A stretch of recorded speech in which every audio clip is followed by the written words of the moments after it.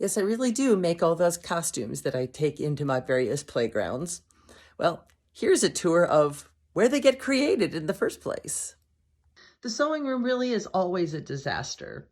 So first we get the sewing machines. I have a serger and a sewing machine. There's another sewing machine on the ground around here somewhere. The system is basically the mending that, like, do this first. It's easy and quick. Ends up either next to the sewing machine or draped across the back of the chair. I have a couple of bolts of fabrics that just need to be serged, and then I could throw them in the wash to pre-wash them, because pre-washing is a good idea.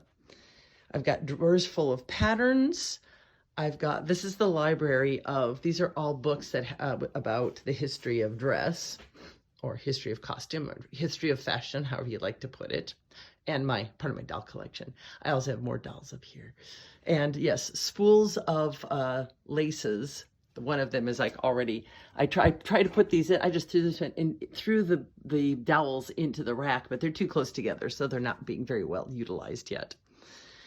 We've got more patterns, larger patterns, so forth, and the cutting table. So this table really is, I think, 4 feet by 8 feet, and I love it. It's made on top of old kitchen cabinets we ripped out of the kitchen in our last house. I have pants to hem, a skirt to repair.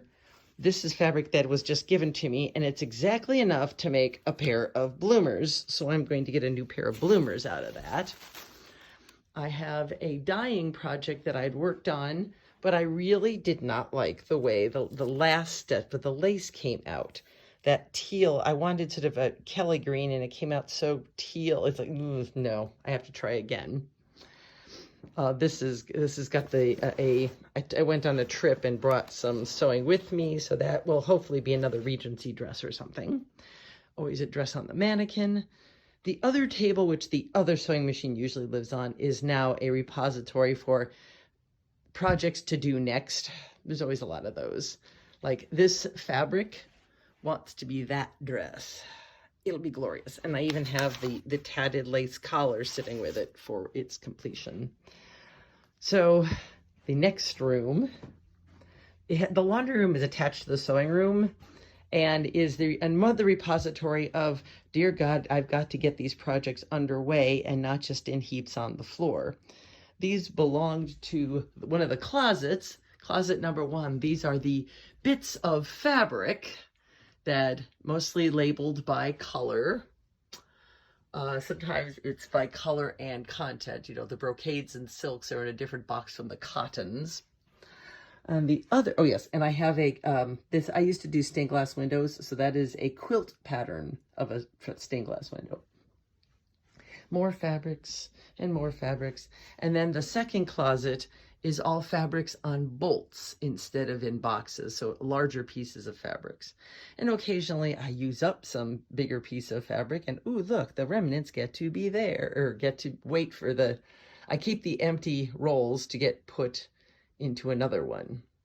So, oh yes, and the trims. This cabinet is nothing but trims, except for the fact that some of them kind of leaked out and have to be put away yet. I was in a hurry looking for, I think it was gold trims. And the ironing board lives in here, so I can take something. Actually, there's a built-in ironing board too, but this keeps getting used instead. But it's really nice to have the iron really close to the sewing machine, because it's needed a lot. And that is the contents of my sewing room, where all the costumes happen. One of the next things on the docket is a gold Henrician coat, once I can actually find the cutting table.